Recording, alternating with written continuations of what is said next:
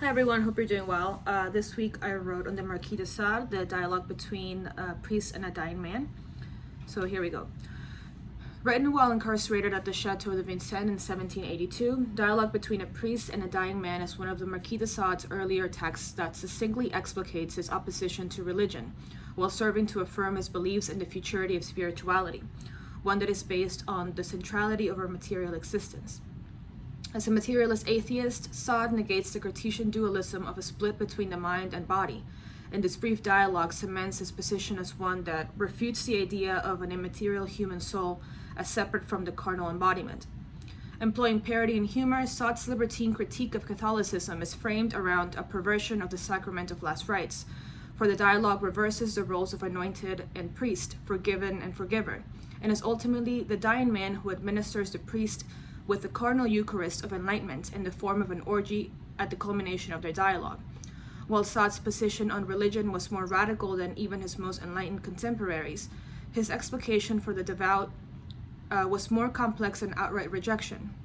Instead of mockingly refuting the priest's faith, the moribond provides a natural explication for religion, for he places faith and devotion within the dichotomy of subservience and domination, and favors reason and enlightenment of atheism as the logical dominant.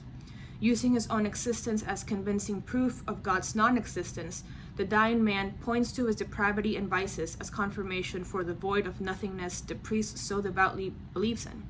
Privileging the knowledge acquired through his senses, the dying man explicates his rationale behind his disbelief in the following quote: "My friend, prove to me that matter is inert and I will grant you a creator. Prove to me that nature does not suffice to herself, and I'll let you imagine her ruled by a higher force. Until then, expect nothing from me. I bow to evidence only, and evidence I perceive only through my senses. My belief goes no further than they. Beyond that point, my faith collapses." The dying man's last orgy serves as a form of enlightened anointment that places the carnal sexuality in the language of the sacred and religious, and links the erotic with death and transgression. Sade's enlightenment and reason is acquired not through a transcendental detachment of the soul and body, but rather illumination is attained through the erotic and carnal. Often understood as being a continuation of Sade, Georges Bataille rejected the detached enlightenment subject, for he conceived the brightness of illumination as dangerous.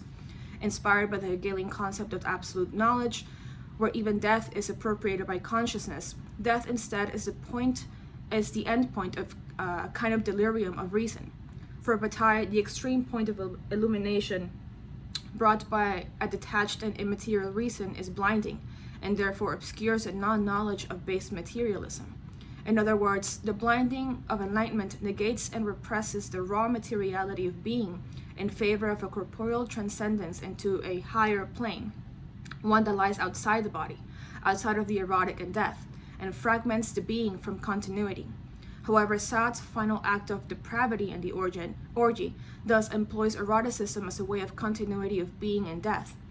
Rather than being the antithesis of the sacred, eroticism is an opening up of otherness and human unity, one that is achieved through tears, wounds, and the violation of boundaries.